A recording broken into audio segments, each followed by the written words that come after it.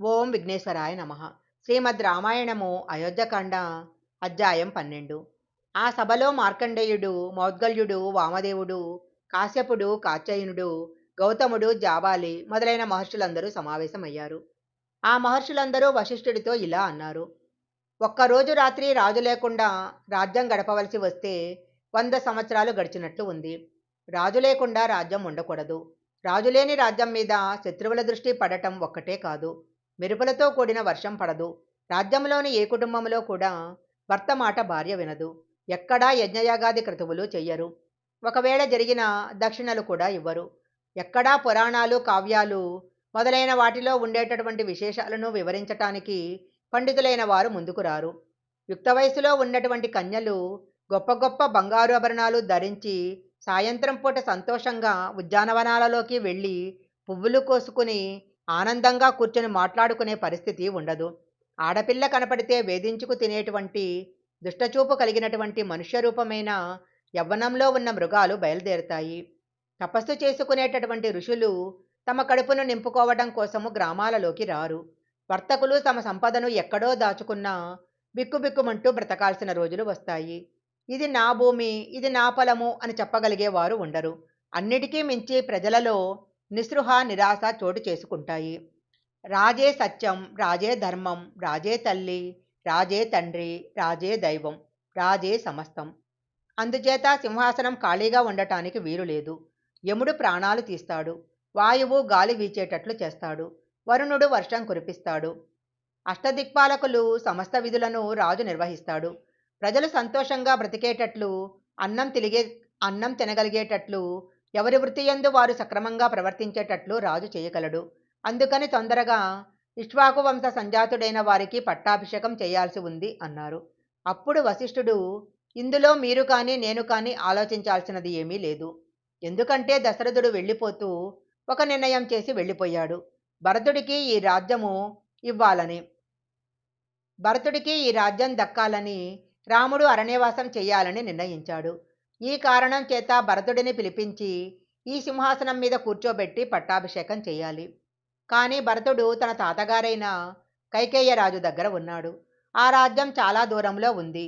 చాలా వేగంగా అశ్వాల మీద వెళ్ళగలిగే దూతలను పంపుదాము అన్నాడు. తరువాత వశిష్ఠుడు, సిద్ధార్థుడు, జయంతుడు అనే 4 దూతలను సిద్ధం చేసి కైకేయ రాజ్యానికి వెళ్ళి కైకేయ రాజుకి విశేషమైన ధనాన్ని బహుమతిగా ఇవ్వమన్నాడు. అక్కడ మీరు రాముడు అరణ్యాలకు వెళ్ళినట్లు కానీ, దశరథ మహారాజు మరణించినట్లు కానీ చెప్పవద్దు అన్నాడు. భరతుడిని నేను కుశలం అడిగానని చెప్పి ఒక్క క్షణం ఆలస్యం కాకుండా అయోధ్య నగరాన్ని చేరుకోవాలని నేను ఆజ్ఞాపించానని చెప్పి తీసుకురండి అన్నాడు.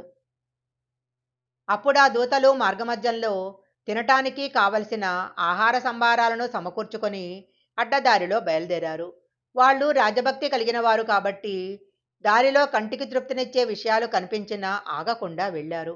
అలా వారు అయోధ్య నుంచి పడమరకు బయలుదేరి అపరతాళము అనే పర్వతాన్ని దాటి మాలిని నదీ తీరం గుండా ప్రయాణం చేసి అక్కడి నుంచి పశ్చిమాభిముఖంగా ప్రయాణం చేసి అస్థిన నగరాన్ని సమీపించి అక్కడ ప్రవహిస్తున్న గంగానదిని దాటి అక్కడి నుంచి పాంచాల రాజ్యాన్ని చేరి నికోల వృక్షం అనే మహావృక్షాన్ని చేరి అక్కడి నుంచి కులింగ పట్టణం చేరుకొని దాని మధ్య నుండి బయలుదేరి సుధామము అనే విష్ణుపదాన్ని చేరుకొని అక్కడి నుంచి విపాసా నదిని దాటి అక్కడి నుంచి బయలుదేరి రాత్రికి గిరివ్రజాన్ని చేరుకున్నారు.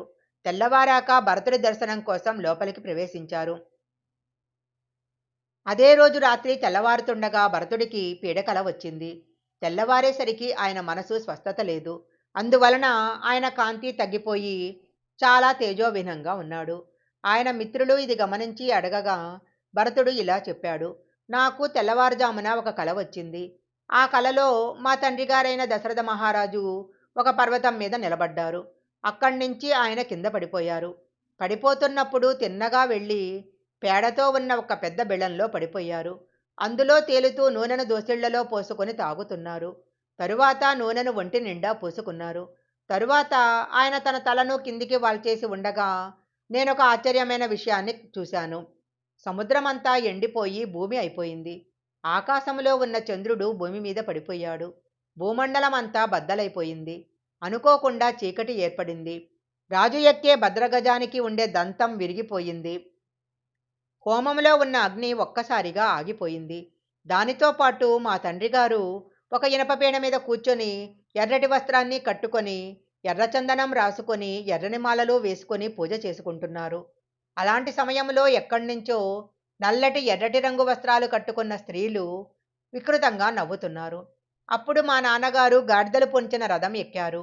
ఈ స్త్రీలు ఆయన మెడలో పాశాలు వేసి ఆయనని, ఆ రథాన్ని దక్షిణ దిక్కుకు ఈడ్చుకుంటూ వెళ్ళిపోతున్నారు. ఇలా తెల్లవారుజామున ఎవరైనా కనపడినట్లయితే ఆ శరీరము కాలిపోతున్నటువంటి ధూమాన్ని కొద్ది రోజుల్లోనే చూడాల్సి వస్తుంది. అందుచేత నాకు నా తండ్రి గారి మీద బెంగ పట్టుకుంది.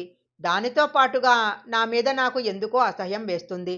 ఇవన్నీ చూస్తుంటే ఏదో ప్రమాదం జరిగిందని నాకనిపిస్తుంది అని అన్నాడు. ఇంతలో అయోధ్య నుంచి వచ్చిన దూతలు లోపలికి వచ్చారు. వాళ్ళను చూసిన భరతుడు సర్వకాలముల యందు ధర్మాన్ని మాత్రమే అనుష్ఠానం చేస్తూ, ధర్మం వంక చూస్తూ, ధర్మం తెలిసినటువంటి రామమాత అయిన కౌసల్య ఏ ప్రమాదమూ లేకుండా ఆరోగ్యంగా ఉందా? శత్రుఘ్నుడికి లక్ష్మణుడికి తల్లి అయిన సుమిత్ర ఏ అనారోగ్యమూ లేకుండా ఆరోగ్యంగా ఉన్నదా? మా అమ్మ కైక ఎప్పుడూ కోరికలతో తిరుగుతూ ఉంటుంది. చాలా కోపంతో ఉంటుంది. అలాంటి కైకేయకు ఎలాంటి అనారోగ్యమూ లేదు కదా? దశరథుడు రామలక్ష్మణులు కుశలంగా ఉన్నారా అని అడిగాడు. అప్పుడు ఆ దూతలు, నువ్వు ఎవరెవరు కుశలంగా ఉండాలని కోరుకున్నావో వాళ్ళంతా కుశలంగా ఉన్నారు.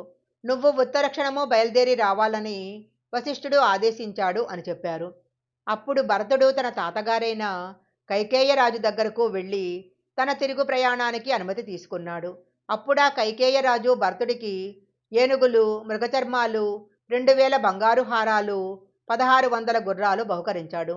మేనమామ అయిన యుధాజిత్ ఐరావతం యొక్క వంశంలో జన్మించిన ఏనుగులను, కంచరగాడిదలను, వేటకుక్కలను బహుకరించాడు. తన బహుమానాలన్నింటినీ వెనుక పరివారానికి అప్పగించి తాను మాత్రం తొందరగా వెళ్ళాలని కొంతమందితో కలిసి అయోధ్యకు బయలుదేరాడు భరతుడు. దూతలు అసలు విషయం చెప్పలేదు కాబట్టి ఆయన వాళ్ళు వచ్చిన మార్గంలో వెళ్ళలేదు.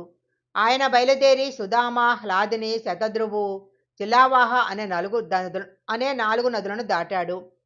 తరువాత కుటికోష్టకము అనే నదిని దాటాడు. అక్కడి నుంచి ధర్మవర్ధనము, తోరణము, వరూది అనే గ్రామాలు దాటాడు. తరువాత ఉజ్జాహాసం అనే నగరంలోకి వచ్చాడు. తదనంతరము సరస్వతీ తీర్థం అనే గ్రామాన్ని దాటాడు. అక్కడ ఉత్తానిక అనే నదిని దాటాడు. అక్కడి నుంచి అస్థిపృష్టికము అనే గ్రామంలో ప్రవేశించి కుటికా నదిని దాటాడు. తరువాత కపీవతి అనే పట్టణం